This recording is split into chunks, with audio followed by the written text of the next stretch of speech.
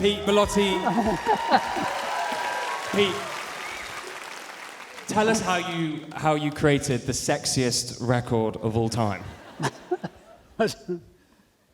Well, it all started off at around that time in 1976. We had some musicians who always played with us, and whatever record we were making, they would warm up beforehand. And at that particular time, there was a jazz fusion band called the Crusaders, and they had a track on there from the album, which was called Sugarcane. And in the midsection, Styx Hooper, the drummer, he played 4 on the floor, just for a little while. And I know that sounds like nothing now, but no one had ever played 4 on the floor on the drums. It was always a counterpoint with the bass drum and the snare. So the bass drum would play 1 and 3, and the snare would play 2 and 4. And they never joined up. But they were using this while they were warming up, and also playing with the hi-hat from a couple of Philly songs that were around at the time.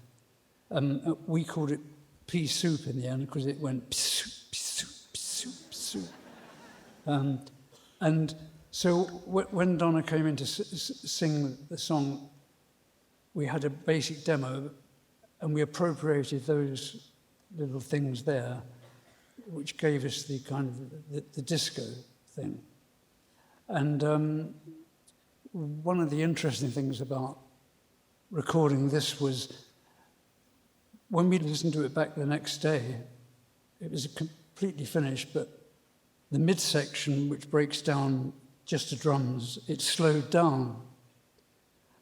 And I said, we can't have that because people will laugh at us. So I was thinking, when we recorded again, how can we make sure we've got absolute time? And in Munich, in the restaurants, there used to be little Italian bands with a little machine that played cha-cha-cha and all these kind of funny things, and you go, those sort of things. So I phoned my friend Lupo in the music shop. We got one up in a taxi, and we laid it down on the track so that we could play perfect time. And there's a reason I'm telling you that because it is very important later. So that's how we got that on there. There was a surprise when we actually recorded it the first time that Donna started messing around doing her Chataim imitations, all the groaning and moaning, which we rather enjoyed, so we put that on there as well. And so this record came out in England and didn't do a thing. And a year later, Neil Bogart of Casablanca Records in America heard it at a Medium show where they played all the new stuff, and he bought the rights for America. And just as it was pressed, he phoned us one night. We were in the studio, it was a Friday night, and he said, we've got your record playing here, it's going very well. We're sort of having an orgy. And I've got a guy, and he's lifting the needle up, playing the song, and everyone's shouting out again, and putting on again, and putting on again. He said, so I've got this idea. There was a band called Inagada Davida, and they had a band called Iron Butterfly, and they had a song, Inagada Davida, on one complete side. It was 17 minutes long. He says, so I want you to make a 17-minute song of this immediately. So this is why this... Hold on, for an orgy? Sorry? Well, perhaps. But so we got onto it straight away, but why it was easy for us to extend this is that we'd put this machine down on the 6-minute track, and we had perfect time there. So we just copied it over for 20 minutes, which enabled us to drop in at any different point to record it. So it was the first click track probably ever that was used. Wow. Then Neil Bogart put this obviously into the disco clubs, and it just took off straight away. It was a big hit then. Wow, what a story. What a story. So, just to clarify, that was the first time in dance music. Well, Four on the Floor. For Four on the Floor. Yeah.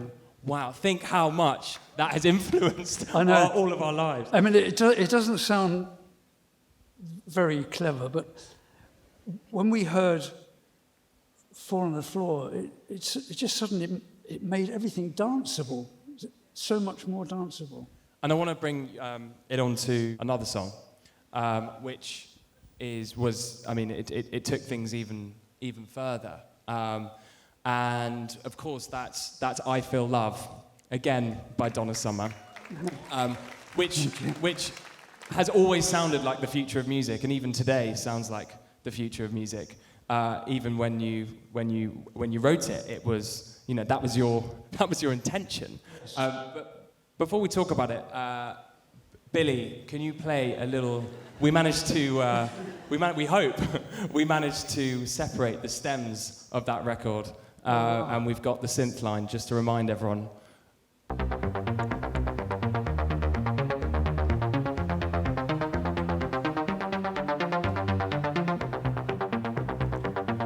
So you get the idea. How did you come up with that iconic mood synthesizer? We'd had 2 previous albums to that were themed albums that I'd taken from books that I'd read.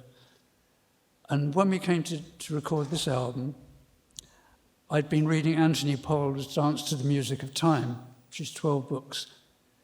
And I thought of a Janus idea where we'd look backwards and forwards. And so we started off with a 50s song, and then we'd go on to sort of Tamla Motown and then Shirelles and a bit of soul, some rock, R&B, and then into the future.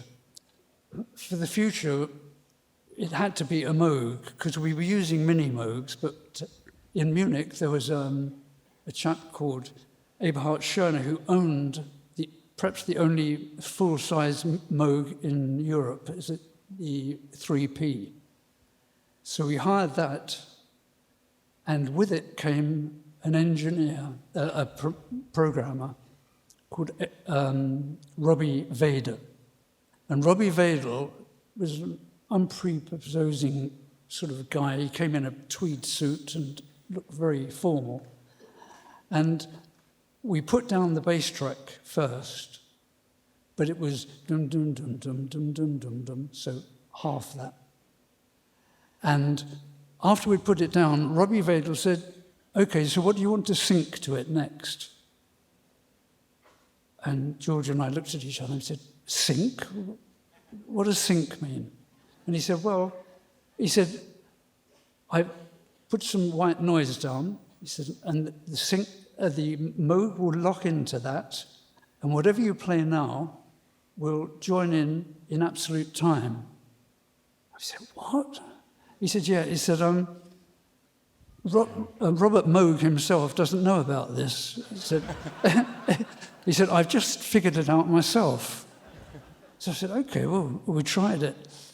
And once again, it's very hard to understand, but when the second track came along with it, to hear something play in absolute time, mathematical, pure time, it sounded so radically different. It was quite extraordinary. And so we built the song up. Another lovely bit of happenstance is that Donna came in to sing it, and we had it for a regular voice, and she came in and she sang it in head voice. So it was such a juxtaposition of this inhuman machine below and this angelic voice cascading these triplets down. it was magical. We weren't expecting that. But as the song was finished mixed, and it was the last song on the album, I thought it's got to go out faster than this. Is not fast enough. It just doesn't sound right.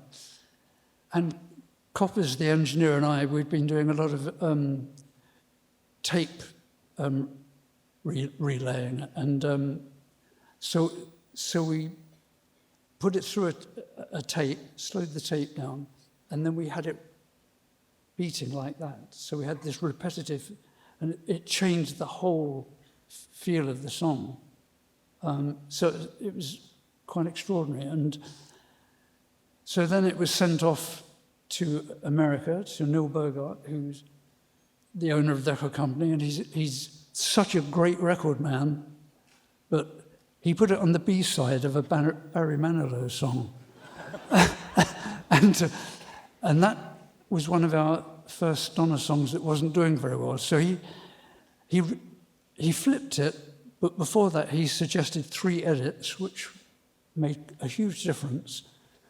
And then he sent the acetate to New York, to Club 54. And the story goes that the DJ there said, "I'm not playing it without listening to it." And put his headphones on, listened to it, and said, "Oh my God, play it now."